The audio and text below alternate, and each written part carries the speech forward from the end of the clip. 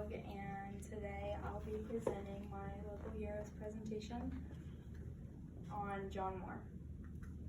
So John is a resident in my hometown, Jackson, Ohio. He has worked in the pizza business for 30 plus years, and right now he works at Carta's, which I'm sure none of you know, but it's a small little pizza business. He is a member of the First Baptist Church, and he's been there for 15 years. He is happily married to his wife, Jenny, and they have 4 kids together, and he is the founder of Truth Sports Program. So I don't have any pictures on the slides because it's not a well-known thing, so I printed off some pictures. You guys hold on just a second around. In the pictures, it's mostly just kids playing. There's a few pictures of kids that I've coached, and yeah. So the True Sports Program was founded 2 years ago by John. It is very similar to the Upward program, which I'm sure most of you know. So in Jackson for 10 seasons, John was running the Upward Sports Program, and he realized that he could do the same thing but for a cheaper price, and he realized that he could do his own devotions. And so to be in Upward, it's $70 per kid, which is pretty expensive for one season.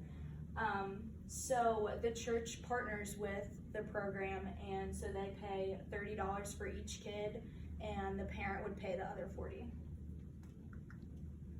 So for the True Soccer program, John was able to cut the cost down to $30, and which made the parents only pay $20 and the church only pay $10.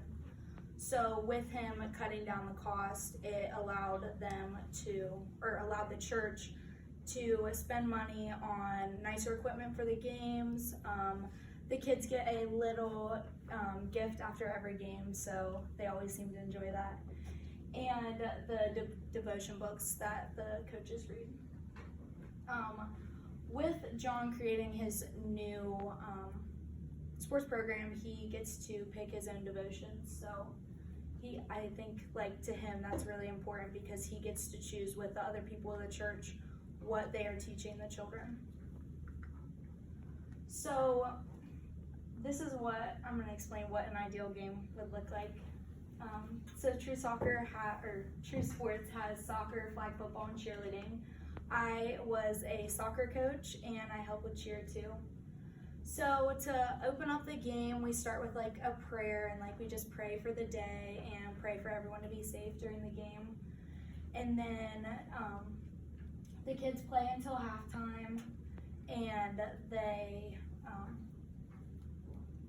obviously enjoy it. And then at halftime, as a coach, I give the devotion for the week, and like we just talk about like what it means to them, and like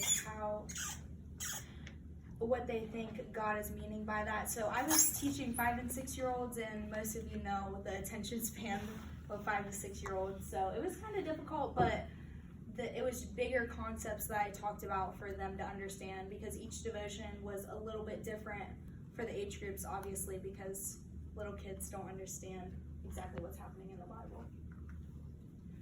So after halftime was over, they would obviously play the second half, and then at the end of the game, Upward does the thing with the stars. So each star means a different thing. So like he played good defense, good offense, good sportsmanship. So we would just gather in a circle and talk about what each kid did good that game.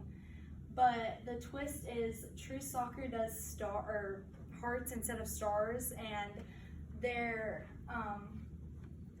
like the motto is God is my friend and God loves me, and the heart is to represent that they are loved by everyone.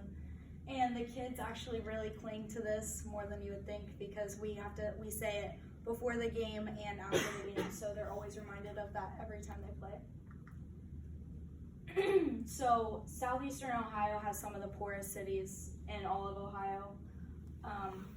Parents are benefiting from the lower costs, and they are also benefiting because that they know that their child is learning about God, and while they're there, that they are being loved and they're learning the sport as well. And children are benefiting from this because they are each cared about. After the game, we talk about each one of them, which I think is really important to show encouragement, like, for them within the sport. And they get to learn about God in a fun manner, which every kid, like, I think that they would like to learn about it in a sports setting rather than in a Sunday school class. So when I was on the phone with John doing my interview, he said the goal of this program is to provide first-class sports while sharing the good news of God.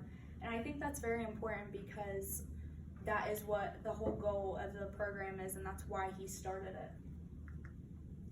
So John's religious beliefs are, he started attending First Baptist Church right after him and Jenny got married. They attended several other churches, but they thought that First Baptist was their home.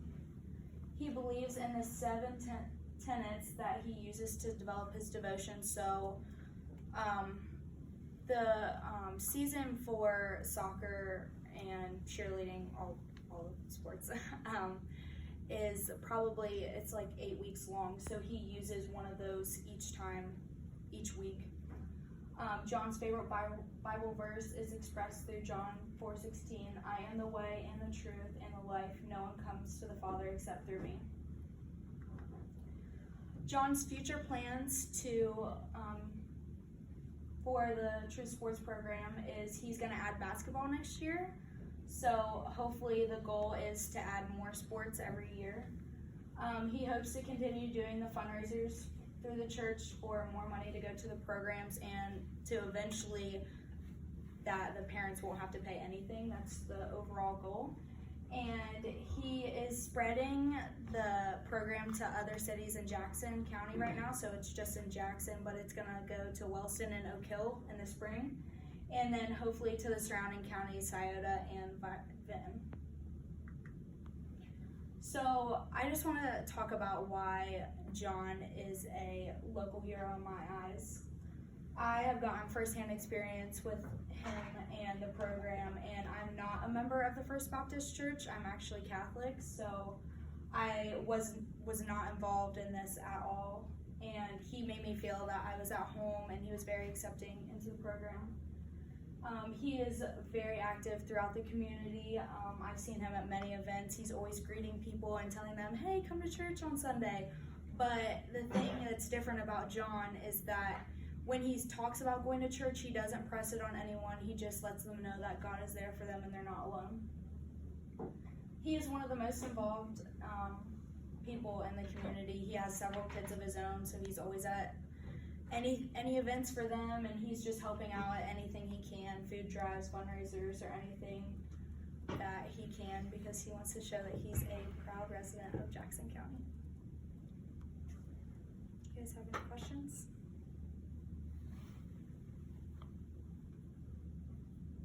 Yes. Is this only for lower income kids or at-risk youth, or is this for anyone? No, it's for anyone that wants to play, because sports for like Jackson to like that the city run are more expensive for the kids to play that. So I mean, kids that like support the program obviously go even if they're not low income, but it's just like another sports program that helps for lower income families.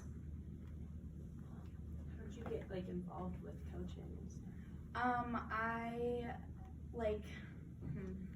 I coached with other systems, and I was a soccer player and a cheerleader, and John was like, Kylie, like, you're involved in all these programs, you should come and help out. And I was like, oh, I'm not really like religious, but I'll give it a try. And I actually ended up like really enjoying it, because like I saw how the kids were affected after the game and how much like each individual athlete like was like shown that they were loved, even if like they weren't at home. And I have actually had kids on my team that I could tell, even the parents talking to me, like they don't get any attention at home, and that's really hard. And like as a coach, you wanted to like give extra attention to them, but like obviously I couldn't. But you just like feel for them, and like being able to show them even in that hour and a half that they are loved and that God is with them, like I think that was really important to me. So. Thank you very much.